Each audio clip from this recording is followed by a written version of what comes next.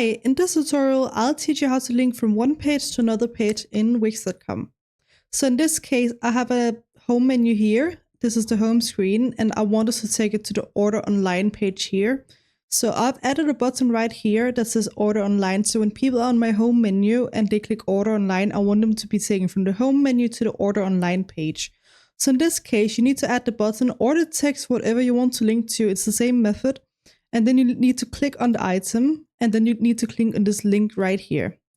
Then you need to go to page here, and you need to click what page it needs to go to. So in this case, it needs to go to the Order Online page. If I wanted to go to the reservations page, I'd select it here, but in this case, just Order Online page right here. And now you can also choose if you open in a new window or in the current window. In most cases, you want to choose the current window if you're on your own website, but if you're redirecting to a different website that isn't yours, you click on a new window. You don't really need to fiddle with the SEO settings here, so once you're ready, just click done here. And then when you go into preview and we can test the website, I'll teach you how it works. So now we're in the preview page, and if I click Order Online here, you can see it takes me to the page right here.